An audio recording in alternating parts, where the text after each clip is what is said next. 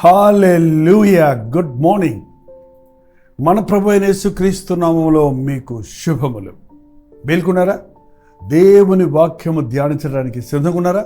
రండి, ఒక చిన్న ప్రార్థన. పరిశుద్ధుడా, నీకు వందనములయ్యా. మరొక రోజులో మమ్మను ప్రవేశింపజేశావు. నిన్ను స్తుతిస్తూ, నీ మాటలు వింటూ, నీ మెల్లని స్వరాన్ని ఆలకిస్తూ, నీ చిత్తములో అంతం వరకు నమ్మకంగా బ్రతుకున్నట్లు నీ కృప కొరకు వేడుకనుటకు మా ఒక్కొక్కరికి నీ సహాయం చేయమని క్రీస్తు నామములో అడుగుచున్నాము తండ్రి, ఆమేన్. అవునండి, మీరు ఇవాళ బాగుంటే సరిపోదు, ఇవాళ భక్తి ఉంటే సరిపోదు, ఇవాళ చాలా దేవుని మీద విశ్వాసం ఉందని చెప్పుకొని దేవుని కొరకు ఏదో చేస్తున్నానని సంతోషపడితే చాలదు. అంతము వరకు సహించువాడే రక్షించబడతాడు. మరణము వరకు నమ్మకముగా ఉండము, నేను నీకు జీవ కిరీటం ఇచ్చదను. ఈ ఇశ్రాయేల్ రాజులను మనం గమనిస్తున్నప్పుడు ఈరోజు ఆస అనే రాజుల గురించి నేర్చుకోబోతున్నాం. ఒకసారి 2 దినవృత్తాంతములు 13వ అధ్యాయము చివరి వచనంలో మనం చూస్తున్నాం. అబియా మరణించాడు. 14వ అధ్యాయం 1వ వచనంలో అబియా తరువాత అతని కుమారుడైన ఆస రాజయ్యాడు.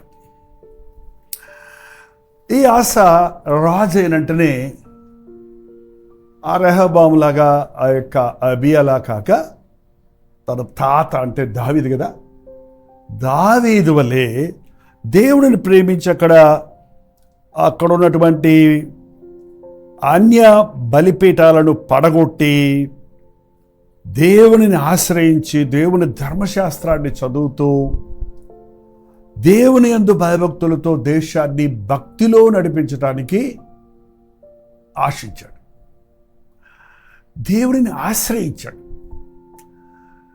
ఎప్పుడు ఇదిగో అటు యూదా రాజులకి ఇశ్రాయేల్ రాజులకి యుద్ధాలు వస్తుంటాయి కదా. ఆ యుద్ధాలలో మరొకసారి యూదా రాజు తన మీదకి యుద్ధానికి వచ్చినప్పుడు వాళ్ళు 10 గోత్రాలు వాళ్ళు, వీళ్ళు 2 గోత్రాలు వాళ్ళు, వీళ్ళు తక్కువే.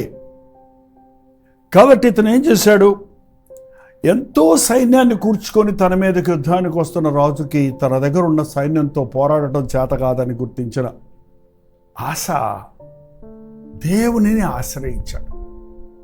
చూడండి, మనకు శక్తికి మించిన పోరాటాలు వచ్చినప్పుడు, బలము లేని స్థితిలో మనం ఉన్నప్పుడు, మన శత్రువు మనకంటే విస్తృతంగా మన మీద దండెత్తుతున్నాడని గుర్తించినప్పుడు యుక్తులు కుయుక్తులు కాక ప్రభువుని ఆశ్రయించటం మనం నేర్చుకుంటే అద్భుతమైన విజయాన్ని చూస్తాం. ముఖ్యంగా నేను చెప్తున్నాను కదా, ప్రార్థన. ఈ ఆస ప్రార్థించాడు. ఎంత చక్కటి ప్రార్థన ఉందంటే ఇక్కడ ఈ ప్రార్థన ఒక్కసారి నేను చదువుతున్నాను వినండి. 14వ అధ్యాయము దినవృత్తాంతములు 2 దినవృత్తాంతములు 14వ అధ్యాయము 11వ వచనం.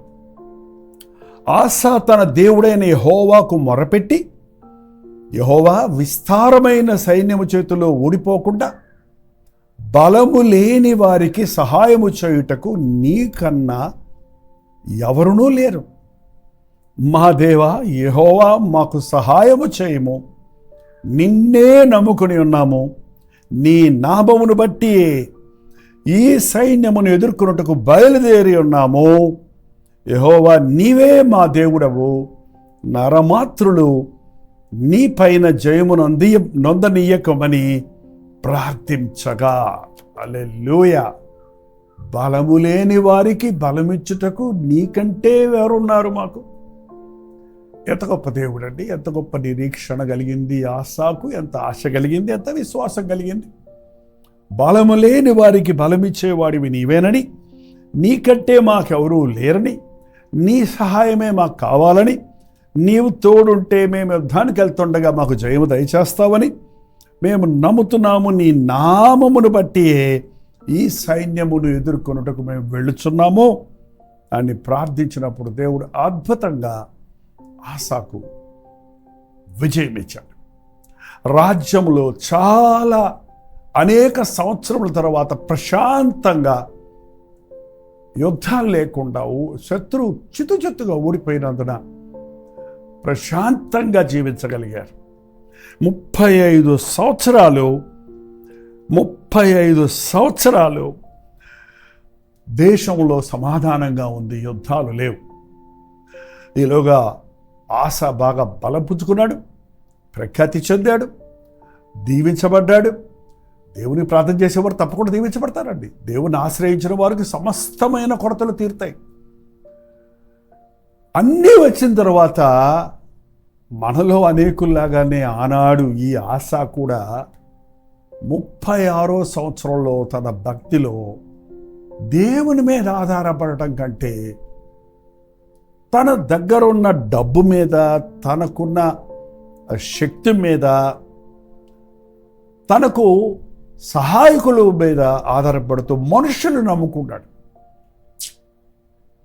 నరమాత్రులు ఏం చేయగలరని ఒకప్పుడు ప్రార్థించిన వ్యక్తే మరొక్కసారి 35 సంవత్సరాల తర్వాత 36వ సంవత్సరంలో ఆ ఇశ్రాయేలు రాజైన బయోషా యుద్ధానికి వచ్చినప్పుడు మళ్ళొక్కసారి మోకరించి ప్రార్థించడానికి బదులు, మరలా తను తగ్గించుకొని దేవుని సందులో మొరపెట్టుకోవడానికి బదులు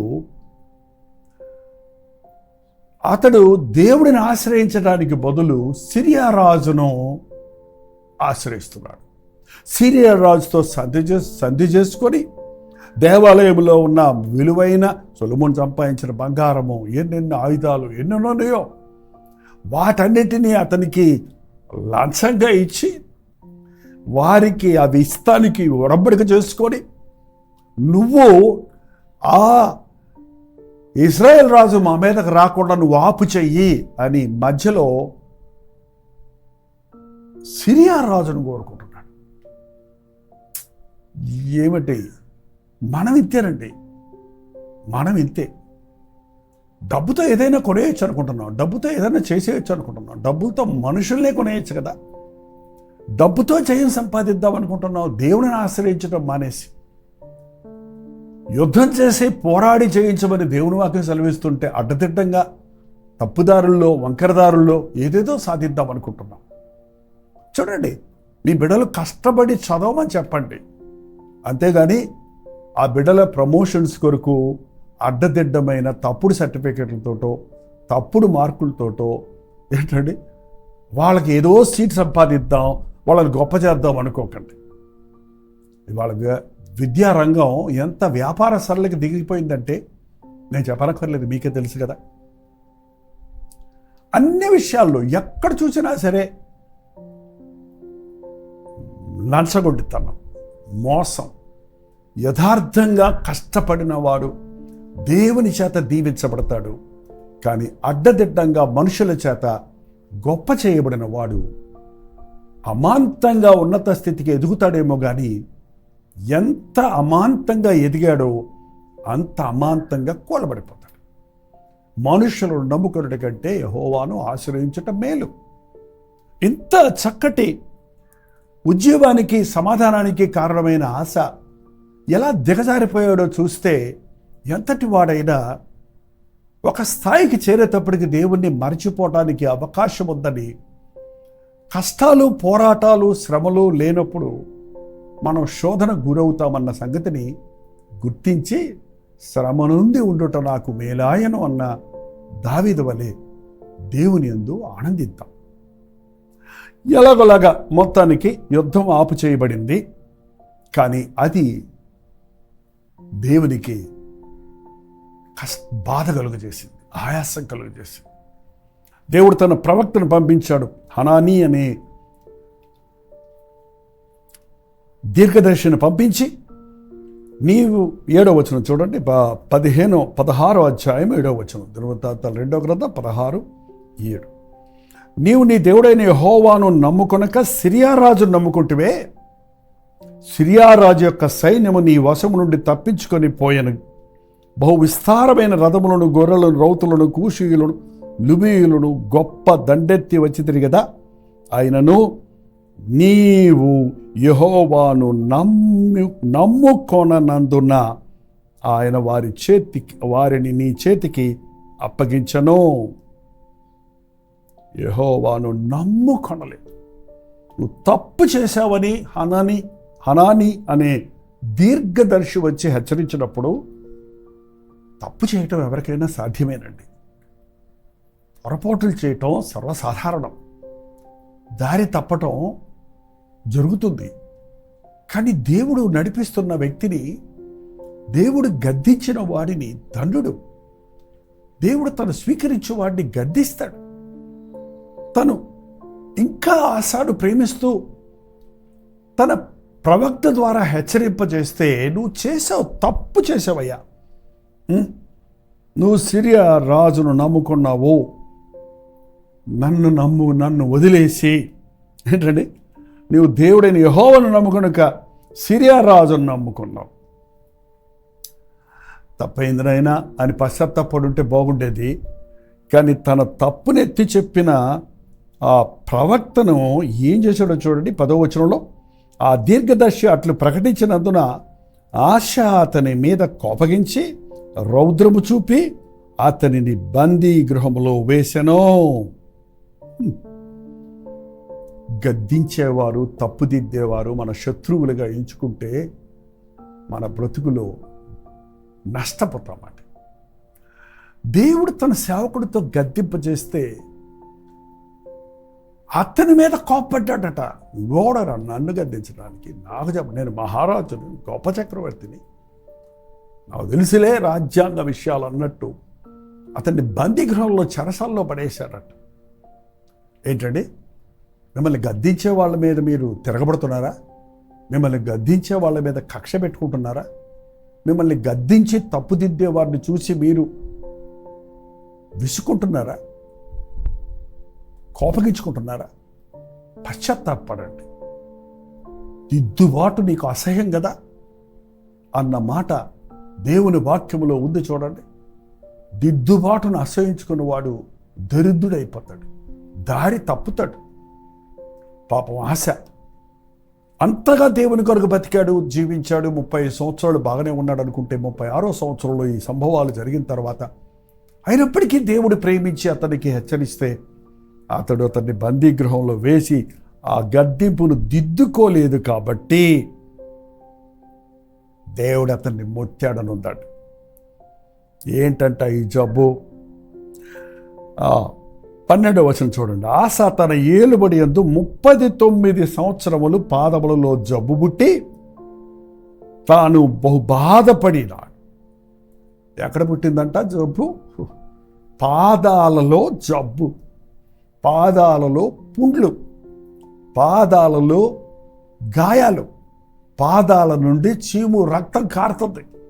ఏమవుద్ది చెప్పండి? ఇప్పుడు ముఖం బాగుంది, బాగానే ఉంది, అవయవాలన్నీ బాగున్నాయి.